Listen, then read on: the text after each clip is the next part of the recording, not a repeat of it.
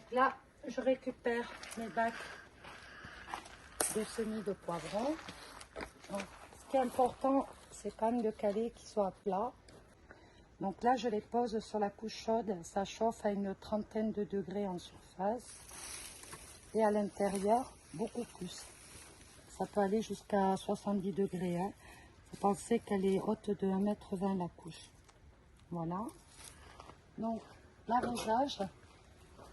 À la réalisation, il faut que l'arrosage soit correctement fait, le bac bien lourd, ce qui vous permettra les jours suivants dans la journée, lorsqu'il fait beau, de réarroser légèrement vos semis sans que le terreau sèche en profondeur.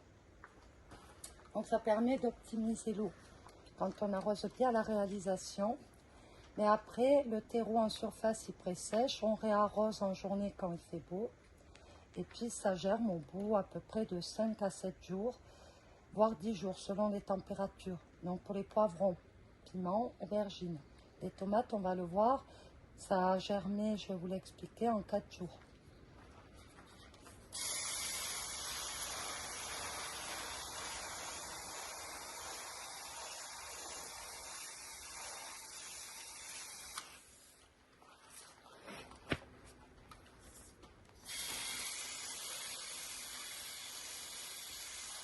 Alors, comment savoir si j'ai assez arrosé à la réalisation du semis? Déjà, le bac commence à être lourd. Donc, j'y suis presque. Je vais remettre un coup.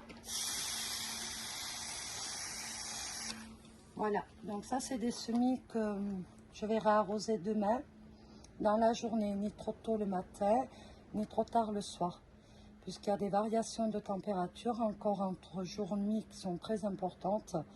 Tout ce qui est poivron, piment, aubergine, il faut faire attention de ne pas les refroidir ni le matin ni le soir. Pourquoi? Parce que ça stoppe la pousse. Et on le verra, c'est pareil à la culture dans le champ également. Ce sont des espèces qui n'aiment pas le froid sur les racines. Donc là, on est au stade de la graine. Mais si on les arrose trop, qu'il pleut, il y a des nuages, les graines, elles peuvent pourrir. Donc il y a des moments propices pour arroser. Il faut tenir compte de la météo, puis il y a une quantité, à savoir que le semis, il demande de l'eau. Voilà, la culture, on verra que c'est très différent. Une fois que les plantes, elles poussent les racines dans la terre, on peut tout à fait réduire la fréquence d'arrosage en saison. Et puis surtout, on verra que c'est des plantes qu'il ne faut pas refroidir sur les racines, sinon ça stoppe la pousse pendant à peu près une semaine.